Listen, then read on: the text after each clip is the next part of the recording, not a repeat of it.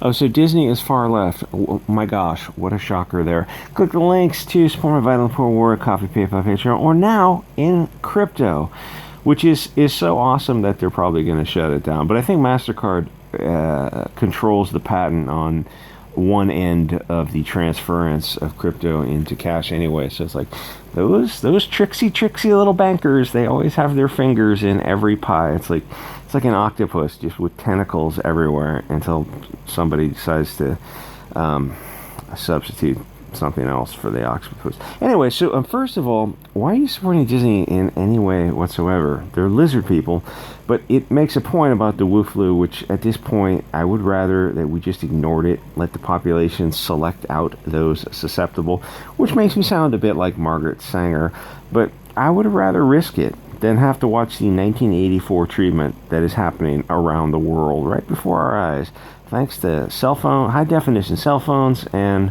a network of mainstream social media and also alt social media, which is probably going to be more important in the coming years as we become the resistance. It's teaching Australia a valuable lesson about the need for a Bill of Rights and why the Liberty Tree needs to be watered with the blood of patriots and tyrants, which is getting to be about that time in America.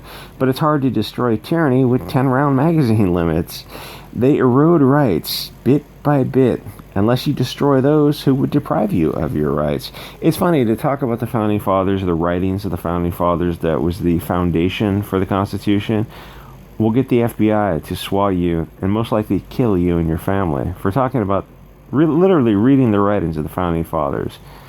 The state now that was founded on those writings has come so far that they will, burn you alive and run over you with a tractor.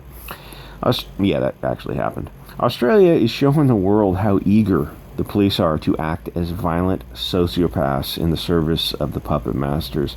All the countries without our Bill of Rights assumed that they had rights.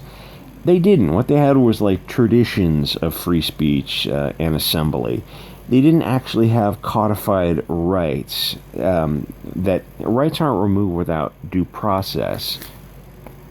They had rights, but, and if you read their constitutions or their, whatever they call them, Assembly of Rights, Rights of Man type of thing, read them and then literally you look for the but.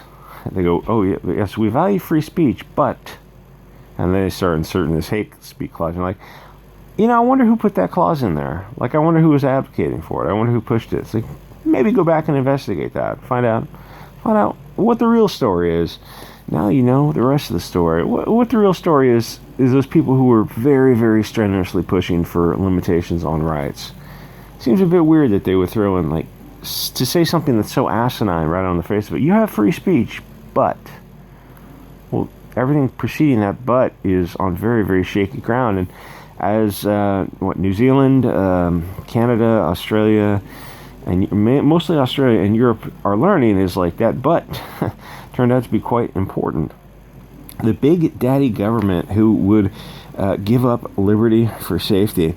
Those people ask me if the body count would be worth it to ignore Wu flu. And let me be clear. Yes, not because I'm a sociopath, but because if you think through the logic of it, you'll start to see like, oh, there's no choice. It's like game theory.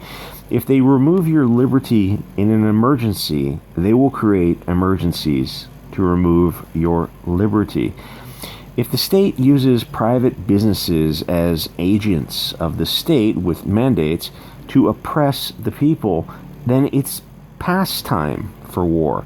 They have become the tyrants the Founding Fathers warned us about. If they can tyrannize you with a public health emergency, then free speech, press, religion, redress of grievance, assembly, the militias, right to bear arms, search and seizure limits, due process, right to counsel, jury of your peers, cross-examination of the evidence, all that goes out the window because it will be declared exigent circumstances as a matter of safety in this public ongoing health crisis. Well, the health crisis will just never end. Didn't the prequels in Star Wars talk about this? They were looking at George Bush. It's like, yeah, maybe he was kind of over the mark on that a little bit. That was, geez. The Patriot Act, the events that preceded the Patriot Act, and the events that followed told you right then and there the country was in need of. I'm not advocating for civil war because I swore not to do that. Advocating for, they're talking about a need for a reassessment, a reassertation of rights, not a violent overthrow of the government. Because as it turns out, if you give them an inch, it ends in the gulag. If you give up liberty for safety, then the government has already overstayed its welcome.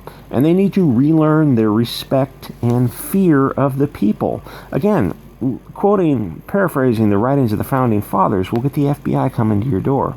Literally happens. So I look at the government who is eager to overstep its authority and realize that, yeah, it's time for not a violent overthrow of the government called civil war, a reassessment of our relationship and reassertment of our liberties as the Founding Fathers intended.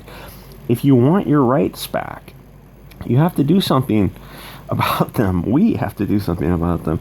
And the time was probably back in 2001, not 20 years later, but it's like, do you want rights, or do you want to live in a commercial zone controlled by billionaire NGOs who view you as nothing more than debt slaves? What we're going through right now, can't go on. The best time to stop it was, I can't do the math in my head, 120 years ago, around 1913. But the thing is, the next best time to stop it is right now. Anyway, I want to show these people who are paying for daddy government Newsom to oppress them harder, even though they have some interests that are adverse. They have what appears to be, it's like a limited spectrum of conflict that they can use to show they have some adverse interests, but that's all short-term stuff. And then you look at what they're really gunning for, and you go, they wanted to open Disney up a little bit earlier. But then the long-term strategies of Disney and these people are actually right aligned. With these donations, Disney and Warner Brothers have joined the ranks of various other Hollywood entities. That's a nice way of saying Luciferian demons, who have donated in support of Newsom's continued governorship, including the Motion Picture Association, Paramount, celebrities, Katzenberg, who gave a lot, Wasserman, Spielberg, and Barbara Streisand.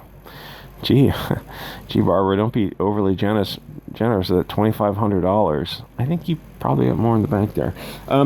Yeah, so these are the people who control Hollywood, these far, far left reptilian lizard people, Luciferians. The bankers and media who run America are pushing to remove all your rights because the rules do not apply to them. Look at guys like Epstein and Weinstein. Yes, they got caught and they got popped, and no, he didn't kill himself, but how many others are out there? How many other people like that have been getting away with the most reprehensible behavior, treating human beings as objects to be used and destroyed? For the Epstein-Weinstein stuff, I'm trying to say, like, what do you think their thought process was that they thought they could be so openly and notoriously evil to be with A-list celebrities and politicians, and yet committing these acts of just the most venomous reptilian behavior, and they know that Hollywood is going to cheer for Weinstein and protect him? How much power do they have? Yes, they got caught, but occasionally Hollywood is willing to sacrifice a few people if they have to, when the optics are so overwhelming. But they took out Epstein because they knew that he had things to say that he might cough up. So it's like they were willing to go into a prison and take him out. That's how powerful they are. And like, yeah, people joke about Epstein didn't kill himself, but like, it doesn't go beyond joking. It's how many reporters are really, really coming back and covering this? They're not insane. There are very few reporters who are willing to do that because, I mean, they don't have the kind of money where they can hide in a bunker and send their reports out. And also, like, if you're in the mainstream media, you're all on the same page. You know what topics. You know the third rail. There's actually an interesting article about the third rail in American reporting. And the girl covered it once. and I'm sure she got a warning, or at least like she knew what the environment was of this third rail in